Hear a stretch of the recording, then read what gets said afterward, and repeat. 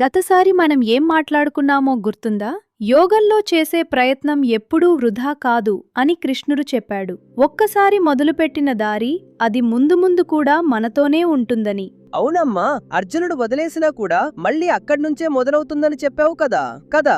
అంటే పాత ప్రయత్నాలు పోవు అని కదా నానమ్మ చెప్పినట్టు, నేర్చుకున్నది మనసులోనే ఉంటుంది అని. అవునమ్మా, ఇప్పుడు కృష్ణుడు ఆ మాటను ఇంకొంచెము ముందుకు తీసుకెళ్తున్నాడు.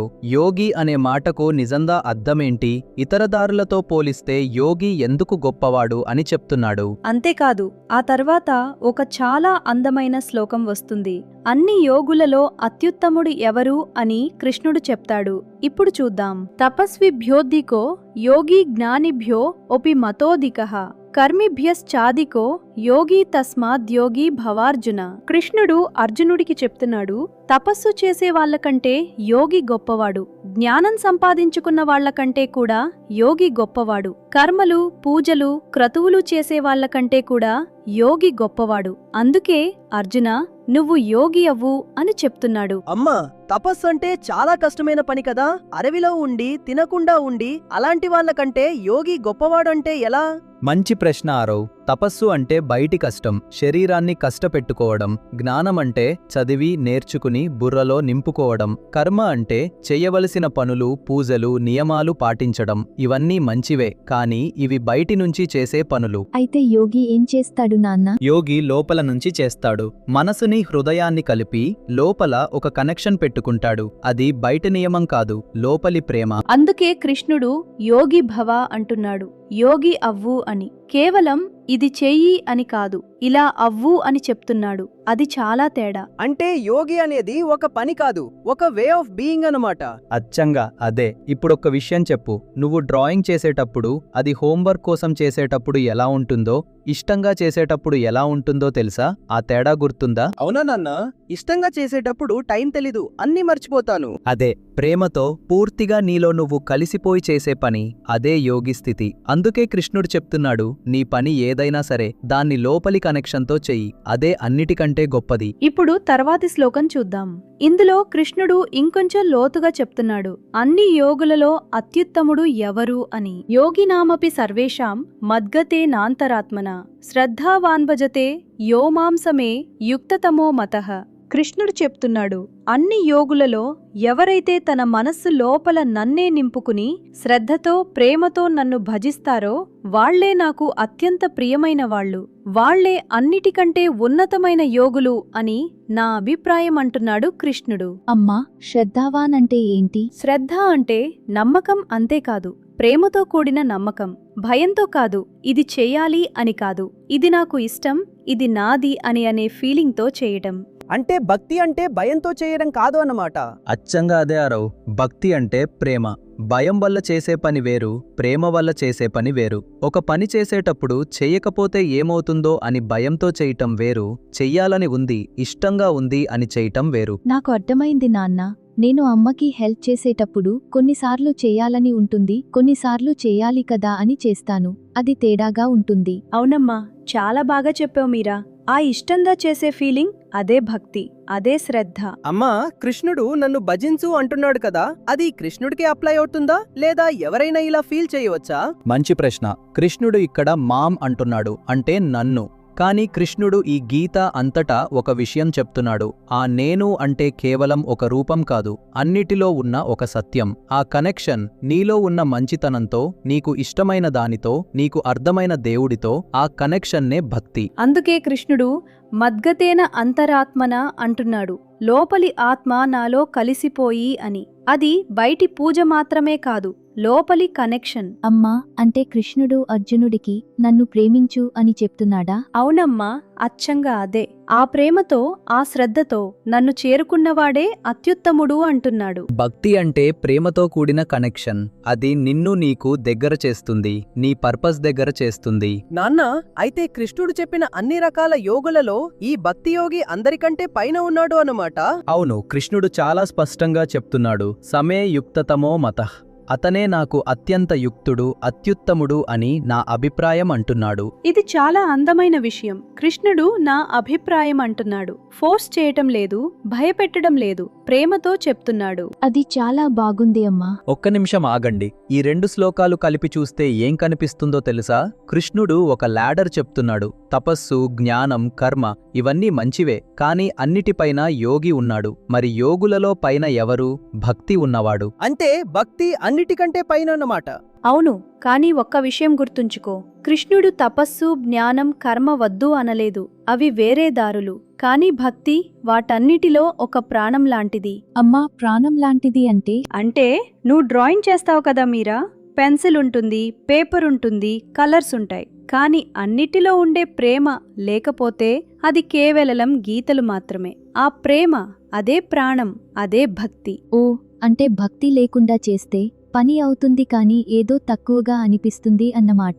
అచ్చంద. అందుకే కృష్ణుడు అర్జునుడికి యోగి అవ్వు అని చెప్పాడు.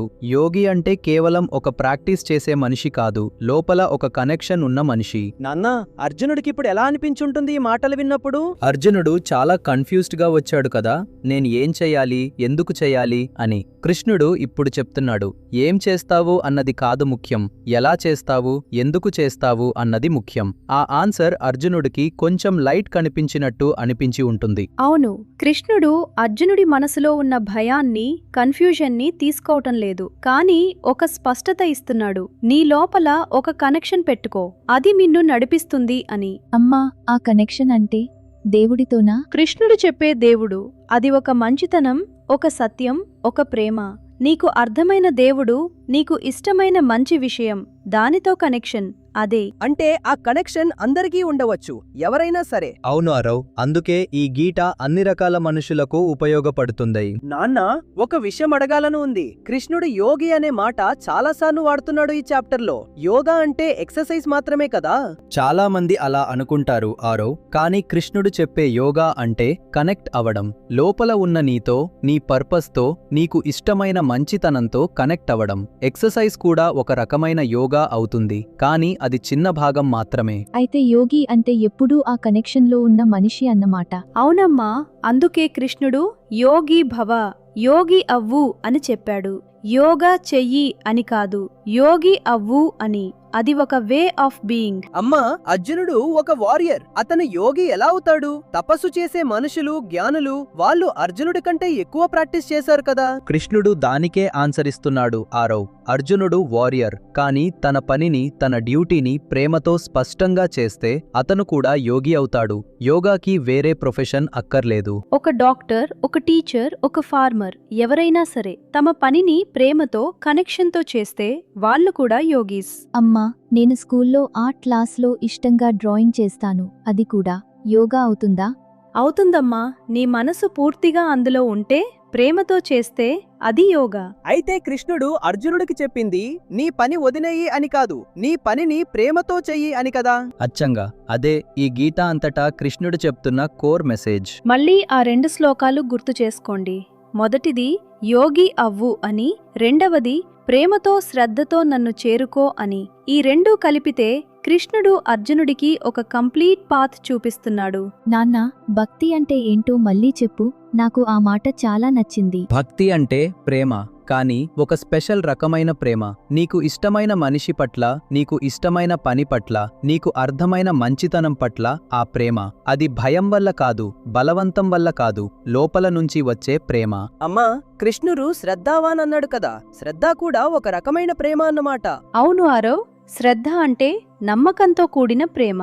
ఇది సరైనది అని ఫీల్ అయి అందులో పూర్తిగా ఉండటం, డౌట్ లేకుండా, ఫియర్ లేకుండా, ఇకుండా. అమ్మా, నాకు ఒక్కోసారి నమ్మకం తక్కువగా అనిపిస్తుంది, అప్పుడు శ్రద్ధ ఉండదా? అది చాలా ఆనెస్ట్గా అడిగావు మీరా. శ్రద్ధ అంటే ఎప్పుడూ పర్ఫెక్ట్ కాన్ఫిడెన్స్ కాదు. ఒక్కోసారి డౌట్ వస్తుంది, కానీ అయినా సరే ప్రేమతో ముందుకు వెళ్ళడం, అదే శ్రద్ధ. అర్జునుడు కూడా అలాంటివాడే కదా. డౌట్ వచ్చింది, కానీ కృష్ణుడి దగ్గర కూర్చున్నాడు, విన్నాడు. అదే ఒక రకమైన శ్రద్ధ. ఓ, అంటే శ్రద్ధ పర్ఫెక్ట్ గా ఉండాల్సిన అవసరం లేదు, కానీ ఉండాలి అన్నమాట. అవును, కృష్ణుడు కూడా పర్ఫెక్ట్ అర్జునుణ్ణి వెతకలేదు. డౌట్తో, కన్ఫ్యూజన్తో వచ్చిన అర్జునుడితో మాట్లాడాడు. ఆ మాటలే ఈ గీట. అందుకే ఈ గీట మనకు ఇంత దగ్గరగా అనిపిస్తుంది. మనం కూడా ఒక్కోసారి అర్జునుడిలా ఉంటాం, కన్ఫ్యూజ్డ్, స్కేర్డ్, ఏం చేయాలో తెలీదు అని. కానీ ఆ మొమెంట్లో ఒక కనెక్షన్ వెతుక్కోవడం, అదే మొదటి అడుగు. అమ్మా, అర్జునుడికి కృష్ణుడు ఉన్నాడు, మనకు ఈ గీత ఉంది మీరా. కృష్ణుడు అర్జునుడికి చెప్పిన మాటలు ఇవే మనకు కూడా చెప్తున్నాయి. ఒక్క నిమిషం ఆదండి. ఈ 2 శ్లోకాలు చాప్టర్ 6 చివరి శ్లోకాలు. అంటే కృష్ణుడు ఈ చాప్టర్ని ఇక్కడ క్లోజ్ చేస్తున్నాడు. చాప్టర్ 6 అంతా ఏం చెప్పారు నాన్న? మనసుని కంట్రోల్ చేయడం, మెడిటేషన్, ఒక స్థిరమైన స్థితిలో ఉండటం, ఇవన్నీ చాప్టర్ 6లో వచ్చాయి. అర్జునుడు మనసు చాలా చంచలంగా ఉంది, ఇది సాధ్యమా అని అడిగాడు. కృష్ణుడు అవుతుంది, ప్రాక్టీస్తో అన్నాడు. అంటే చాప్టర్ అంతా ప్రాక్టీస్ గురించి మాట్లాడి చివర్లో ప్రేమతో చెయ్యి అని చెప్పాడు కృష్ణుడు. అచ్చంగా మీరా, ప్రాక్టీస్ ముఖ్యమే, కానీ ఆ ప్రాక్టీస్లో ప్రేమ ఉండాలి, లేకపోతే అది మెకానికల్ అవుతుంది. అమ్మా, మద్గతేన అంతరాత్మరా అని చెప్పాడు కదా. అంతరాత్మ అంటే లోపలి ఆత్మ అన్నమాట. అవును ఆరవ్, అంతర అంటే లోపల, ఆత్మ అంటే మన నిజమైన సెల్ఫ్. కృష్ణుడు చెప్తున్నాడు, నీ లోపలి నిజమైన సెల్ఫ్ నాలో కలిసిపోయి ఉండాలని. అది చాలా డీప్గా అనిపిస్తుంది. ఇదే ఈ చాప్టర్ యొక్క అందం.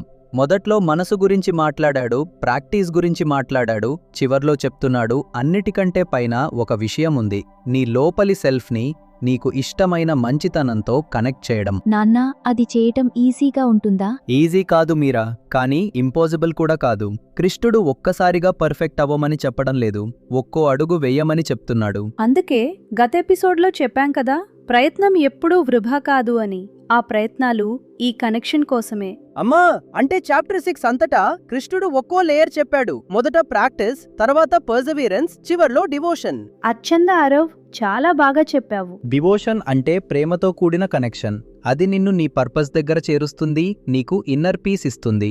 ఇన్నర్ పీస్ అంటే లోపల శాంతి కదా నాన్న? అవునమ్మా, బయట ఏం జరిగినా లోపల ఒక స్థిరత్వం ఉండటం, అది ఈ కనెక్షన్ వల్లే వస్తుంది. ఈరోజు మనం చాప్టర్ 6 చివరి 2 శ్లోకాలు చూశాం.